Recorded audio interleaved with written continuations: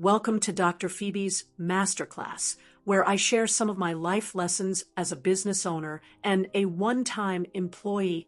Let me tell you a story about a man named Greg Whitaker. Greg isn't a CEO. He's not a tech billionaire. He's not trending on social media or giving TED Talks about disruption. Greg is a regional manager at Yum Brands, which, if you didn't know, owns Taco Bell, KFC, and Pizza Hut. Last week, Greg made headlines, not because of some revolutionary leadership decision, but because he got promoted. Not within Yum, though. Greg now sits on the board of Maple Health, one of the country's fastest-growing health insurance providers. Confused? You're not alone. The reaction online was a mix of, huh, and wait, what? And that's fair. I mean, how does a man who spent 20 years convincing people to add a side of fries suddenly become qualified to help shape national healthcare strategy? But here's the thing nobody talks about. This isn't unusual at all. It's very normal. Let's look around. The board of the National Wellness Coalition includes the former CEO of a soda company. One of the most prestigious climate advocacy groups has an oil executive on its board. And don't even get me started on education nonprofits run by people whose last job was overseeing budget cuts for public schools. It's a giant, expensive game of musical chairs. And the same people keep getting a seat. Now, you might ask, what do board members actually do? Let me explain it like this. If you think being on a corporate board is like being a teacher or a nurse or a firefighter where you work hard, grind every day, and earn every dollar, you're in for a surprise. If things are going smoothly, most board members show up maybe 4 times a year. Once a quarter, they sit in a boardroom, eat a fancy breakfast, get a slideshow from the CEO, nod thoughtfully, then they vote yes on something they already agreed to in the pre-meeting, and then they go home. It's the business world's version of jury duty, except instead of being forced to do it for free, you get paid hundreds of thousands, sometimes millions of dollars. The average board member in a major company makes more in a year than the average American family. And if you get on multiple boards, you're golden. You don't need to work again. You just need to appear. But wait, it gets better. There's no boss. Nobody can fire you. There's no performance review. No manager breathing down your neck.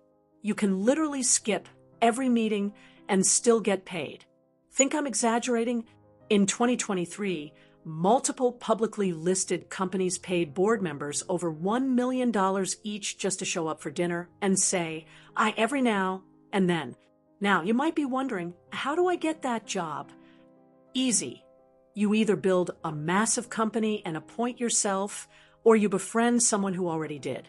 Another route, work your way into a prestigious consulting firm, government agency, or investment group.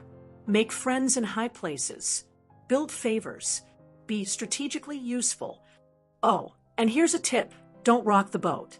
Regulators and CEOs don't like board members who actually try to regulate. That's a quick way to get uninvited from the club. Because make no mistake, this is a club. It's a club where a fast food executive can help shape healthcare policy, where an oil baron can advise on sustainability, where a clothing brand CEO sits on the board of a cybersecurity firm. And you get to watch the commercial about how they're changing the world. Let's take a second and think about this from another angle. Imagine if the same 5 actors played every role in every movie. Imagine Morgan Freeman as Batman, Iron Man, Wonder Woman, and Shrek at the same time. That's what corporate boardrooms look like. The same people, rotating roles, wearing different costumes, saying different lines, but always on the same stage. And while the script might change, the ending is always the same. Shareholders get richer. Executives get bonuses. And the public, well, they get a new app or a new logo or a new value meal that costs $15. The irony? Most of these companies sell the illusion of choice. 15 brands, all owned by the same 3 corporations. 50 health plans, all under the same 4 umbrellas. Thousands of products brought to you by the same rotating crew of board members. So what's the lesson here? It's not that boards are evil or that success is a scam. It's that the system rewards familiarity, not function, connection, not competence, appearances over accountability. And until that changes, the boardroom will continue to be the safest, most profitable place for the same people to keep playing different games with your money, your future, and your trust. So the next time you see a headline like, "Burger Chain Exec Joins Education Reform Panel," just remember, it's all one big club. And unless you know someone in it, you're probably just the customer they're selling to. If you love this video, be sure to like and subscribe to my channel for more videos.